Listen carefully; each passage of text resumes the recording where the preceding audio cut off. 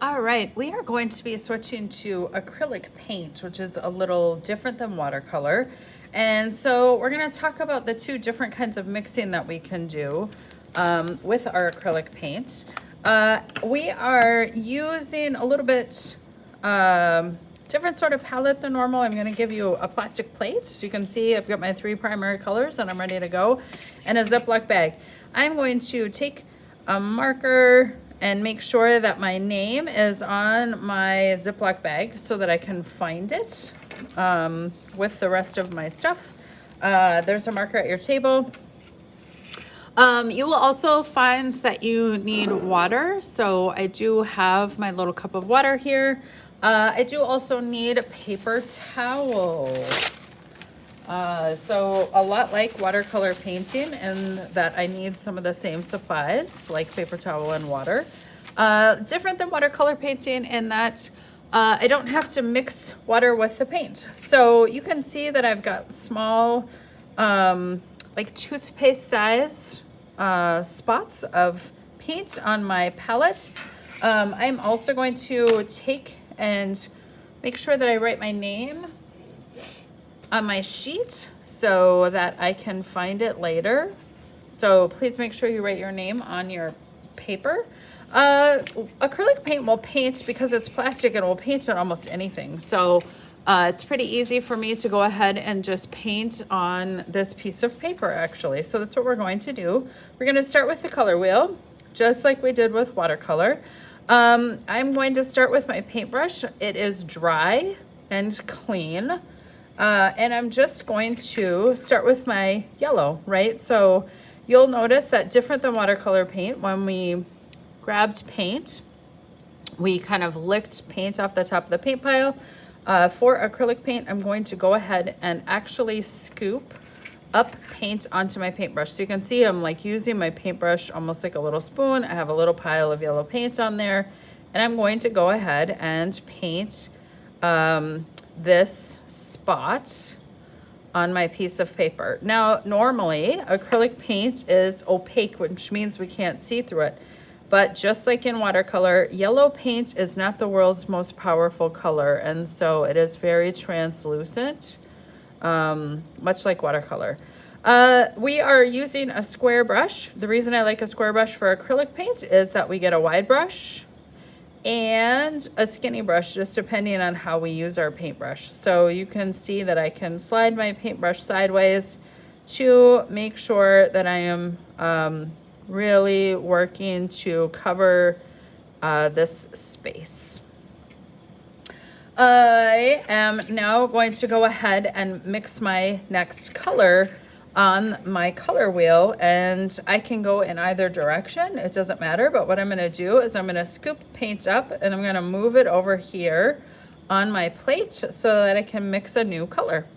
I'm going to go ahead and see about mixing a yellow green. So I'm going to move a little bit of blue over here, and I'm going to mix my yellow and my blue together.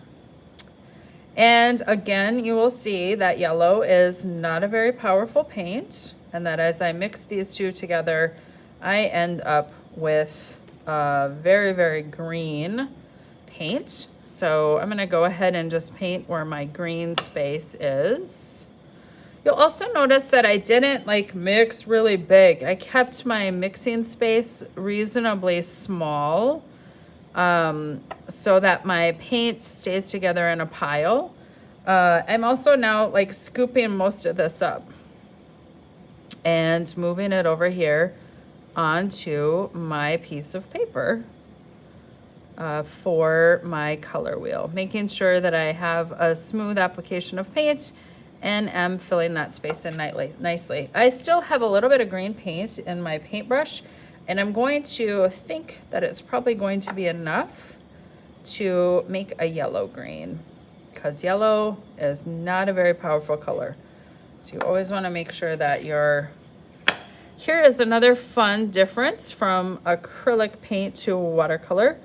I can paint with wet paint right next to wet paint, and they are not going to mix with each other. Because I'm not painting with any water, my color stays exactly where I put it. So I made my green, made my yellow green, and my color stays where I need it to stay.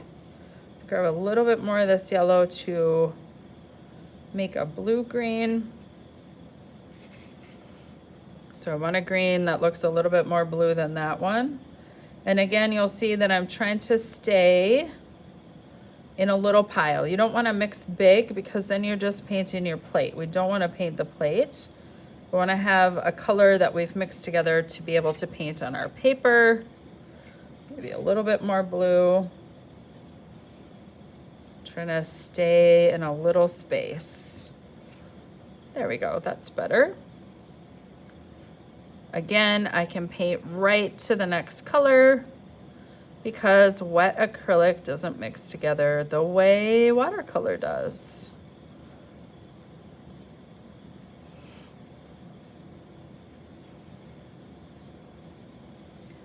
So as I am painting my way around the color wheel,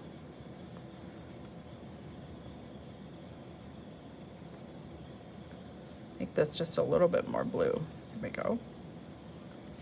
I'm now at the spot where I need a clean paintbrush, so I'm going to clean my brush out. When I clean my paintbrush out, you can see that my paint is, because it's thick and pasty, it's a little different than with watercolor. We could just kind of swoosh and the paint came off. So with my acrylic paint, in order to get all of this out of my paintbrush so that I don't wreck my paintbrush by leaving paint in it, you will see that I have to kind of bounce my paintbrush on the bottom of my paint, my water container. So that's a little bit different process. I then am going to make sure that I don't have any paint left in my paintbrush just by making sure that it looks like it's clean water coming out of my paintbrush. If you leave paint in the paintbrush, it does turn to plastic and then your paintbrush is garbage. And here's what we have the paper towel for. I now need a dry paintbrush again. So I'm going to make sure that I'm not like changing the shape of the paintbrush, but I am squeezing it so that it is dry before I go ahead and scoop up blue paint to paint here on my color wheel. All right, you are going to go ahead and use your 3 primary colors now to continue painting the color wheel on your sheet.